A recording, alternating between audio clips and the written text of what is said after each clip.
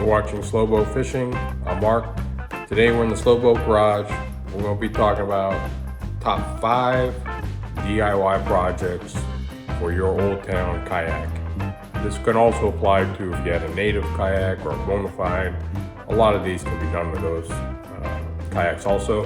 I happen to have the Old Town Sportsman 120 PDL, so obviously this would apply to you. But you can use these concepts for just about any kayak. Check it out.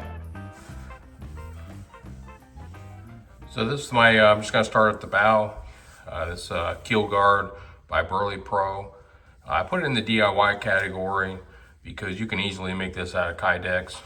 The Burley Pro I bought, I ended up spending probably a good hour reforming this to get it to fit perfect.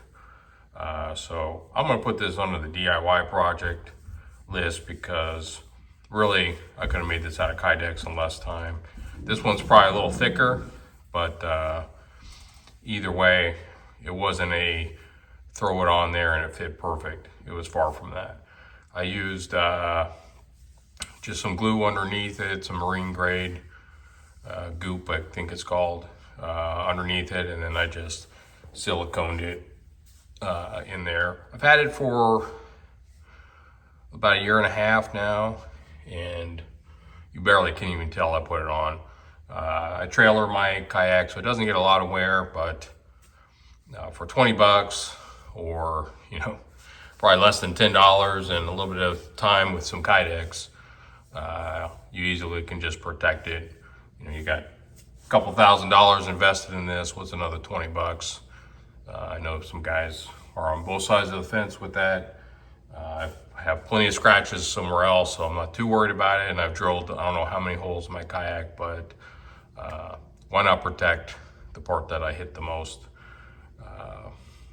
Anyway, project number 1. Okay, so here's my DIY project number 2. I do not have video of this one. I made it. I can go back and make a video if you're interested on how I did it.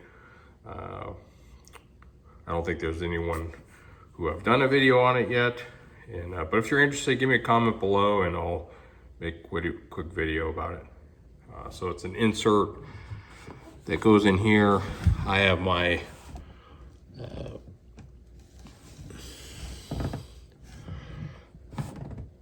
Yak Power System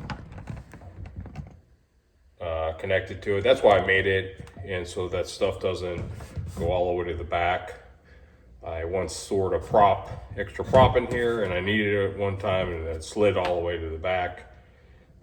Since then, I put it in a bag and attach it to the lid, but either way, I was tired of jackets or whatever else I threw in there, not thinking about it, and then it ended up in the back of the kayak. So really, I did it because I got the Yak Power System, and I wanted something clean to mount it on. This just connects to my battery, which sits right here. So it's a very clean setup. I installed it. I already had the 2 holes here because of my through-hole kit here. So I just used those same bolts to connect it there. And now this thing is pretty rigid. I left a little gap just in case the hole flexes. A little gap right there in case the hole flexes.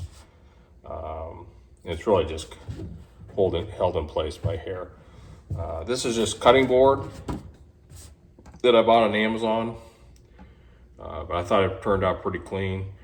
I think it was 20 bucks. So once you get the template cut out, then, you know, 20 bucks and an hour of time, depending on how detailed you want to make it. You could just make a rectangle connected to here, but, you know, I wanted to be fancy. So I wanted it cut out looking nice.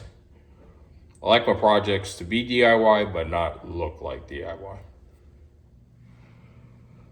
Okay, the next project, DIY project that I did, that is actually one of my more popular videos for the DIY part of my channel, is this mat that I installed and cut out. Full detailed video on that. So however long I put that video out is how long I've had the mat in, a little less than a year. It's held up great. I just cleaned it, a little soap and water, you know, came right up, any of the fish slime or anything else I had in there, but it's given me a lot of stability, you know, for standing up, and I just feel a little more confident with the grip that I'm getting on there. This is an insert that I made. It's just out of wood.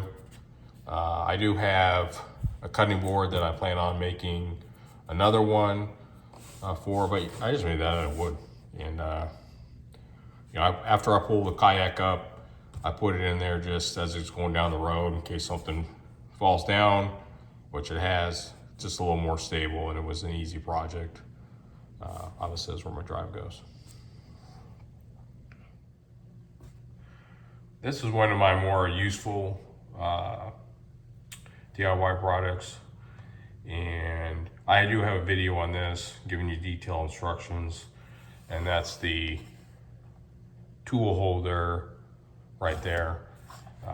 Very helpful. I've switched out a couple tools and I just hit it with the heat gun and reform it, but not having to look for my pliers, or, you know, they go back the same place.